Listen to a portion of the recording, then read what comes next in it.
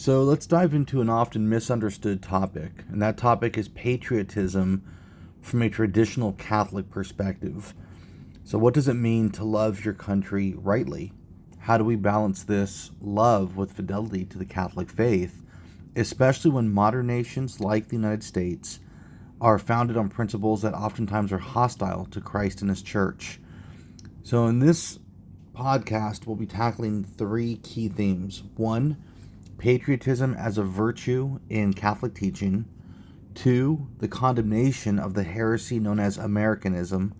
And three, the anti-Catholic and Masonic Protestant roots of the American Revolution. So, going to the first point, patriotism as a virtue in Catholic teaching. In the Catholic tradition, patriotism is not just an emotional attachment to your homeland. It is a moral virtue. Specifically, it falls under the virtue of piety, which itself is a part of the cardinal virtue of justice. St. Thomas Aquinas teaches that piety is the virtue by which we render due honor to those who give us life and sustenance, which is namely our parents and our country. The homeland provides order, culture, protection, and resources, and so as such it deserves our gratitude, respect, and defense. And this is rooted in the fourth commandment, honor thy father and thy mother, which the Church has always understood to extend to legitimate civil authorities. Pope Leo XIII emphasized this as well when he stated, quote, "It is a sacred duty to love one's country and serve it with devotion, but this love must be subordinate to the love of God and His Church," end quote. A Catholic must be loyal, not to abstract notions of liberty or self-rule, but to truth, justice, and the common good. So patriotism is not blind nationalism. It is not the uncritical acceptance of one's national history or its leaders. It's a virtuous love, rooted in truth, which seeks the eternal and temporal welfare of the nation. However, patriotism does have its limits. Point 2, when patriotism becomes idolatry or sin. As Catholics, we understand that all legitimate authority comes from God. But when civil authorities issue commands that contradict God's law, we must resist. The apostles declare this in Acts 5:29 when they say we must obey God rather than men. This principle is critical in evaluating modern political movements, laws, and revolutions. A Catholic cannot support laws that would legalize grave sins and evils such as abortion, gay marriage, or restrict religious truth in favor of relativism. Loving one's country does not mean endorsing its sins. The Catechism of the Council of Trent makes this clear. Obedience to authority is due only when that authority acts for the common good and in accordance with natural and divine law. Unjust laws are not laws at all, as St. Augustine famously said. So, point 3, the heresy of Americanism.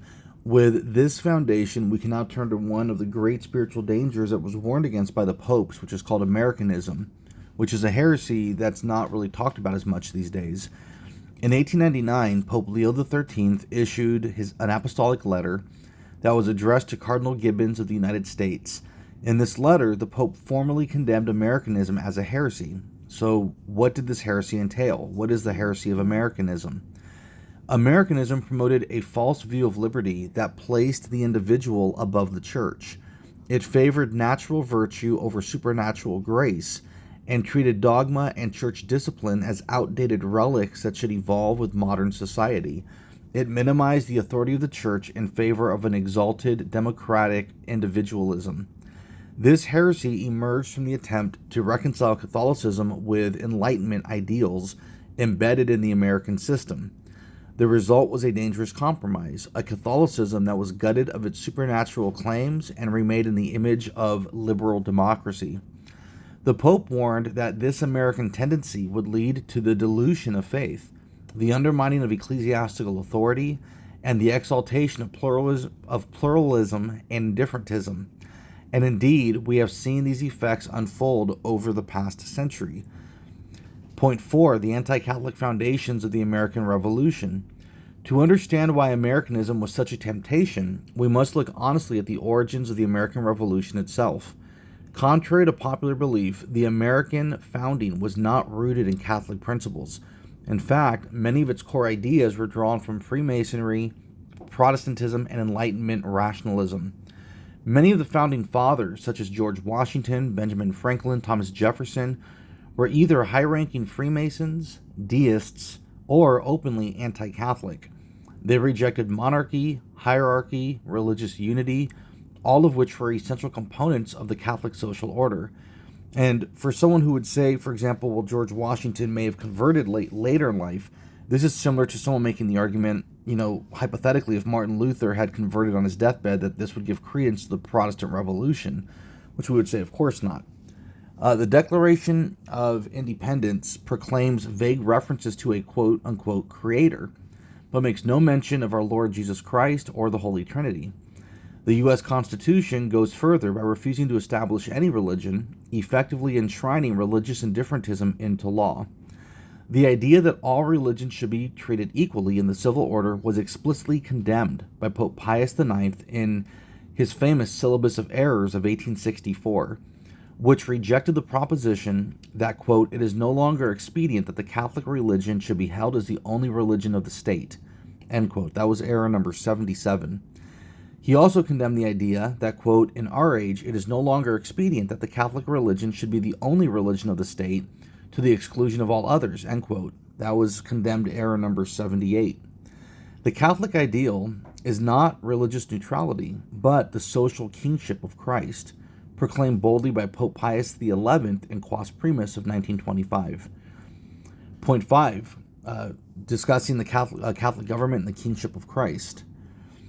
Catholic tradition recognizes that government, whether it's monarchy or a different form, must be ordered to truth and the common good, but the form of government is secondary to its moral and spiritual foundation. In traditional Catholic societies, kings and rulers understood themselves as servants of Christ, bound to promote his law and protect his church. Civil and ecclesiastical power worked in harmony for the salvation of souls and the flourishing of society.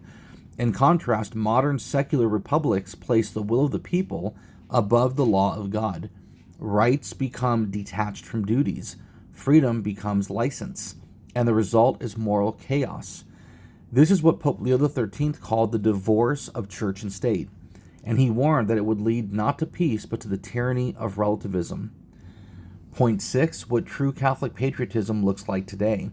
So where then does this leave us? As Catholics living in modern secular nations, we must walk a narrow path.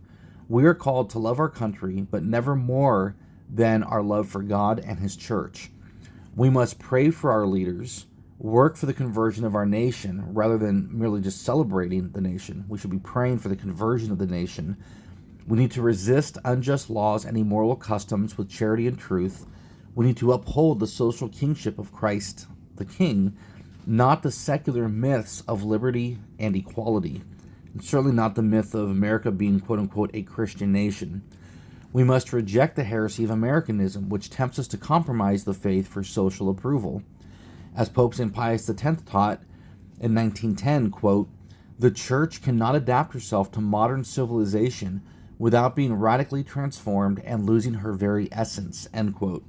And as Catholics, we are not called to conform, but to convert the world, and that begins and includes our own nation. So let us remember, patriotism is a virtue when rightly ordered. It honors the gifts and heritage of one's homeland, but it becomes dangerous when it is divorced from truth or when it demands compromise with error. May we always be loyal citizens, but above all, may we be faithful subjects of Christ the King, who alone deserves our total allegiance. And in closing, too, just to say that for Independence Day, there's definitely nothing innately or inherently wrong at all with spending time with family, barbecues and things of that sort. These are all, praiseworthy, noteworthy things to do. But just keep these principles in mind as well, with a part of doing that. And I would encourage, try to find time to do a prayer for the conversion of the nation and for the conversion of America's leaders. So thank you for listening. And if you like this, please comment, like it, and share it with others. God bless all of you.